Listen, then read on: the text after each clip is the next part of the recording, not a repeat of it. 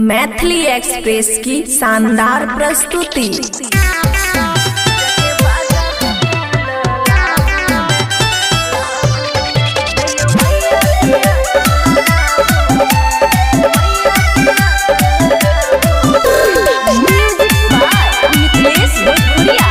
खुशी recording studio बलुआ है जड़े पे हम घी के दियो रे माई एलखिन हमरो दुआरे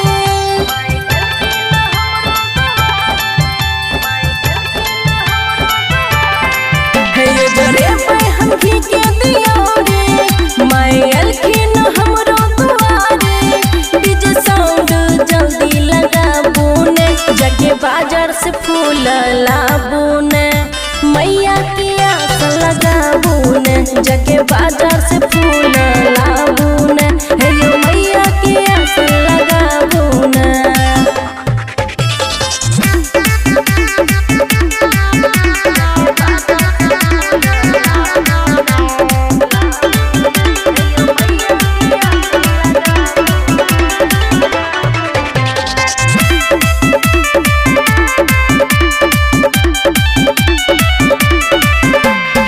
सेब संतरा और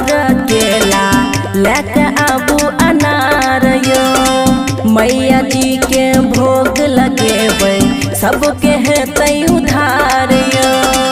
यो सुनू ने हाँ सेब संतरा और केला लेके आबू अनार यो मैया जी के भोग लगेबै सबके हेतै उधार यो पिया भूलब ने लेना चुनरी मैया एलखिन हमरो दुआरे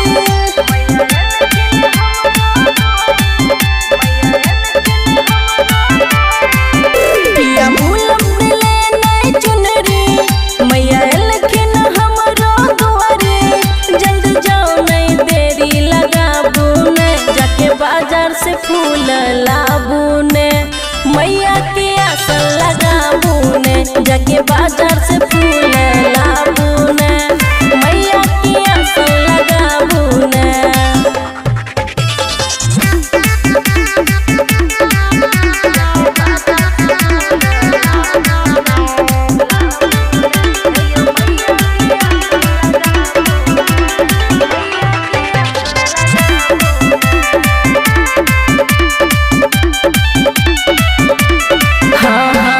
कियो कहै छै चंडी काली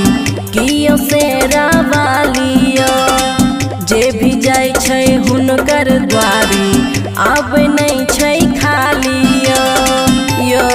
की कहब अहाँ चलू फटाफट। कियो कहै छै चंडी काली कियो शेरा वालियो जे भी जाय छै हुनकर द्वारी आबै नहीं छै खाली दीनानाथ के सुनते बिनतिया संतोष पारो लिखे छै गीतिया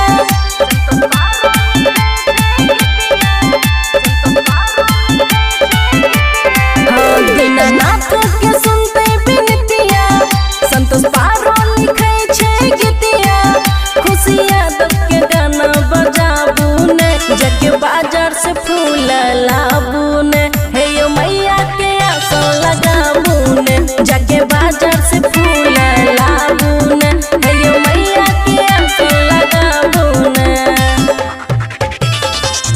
खुशी रिकॉर्डिंग स्टूडियो बलुआ।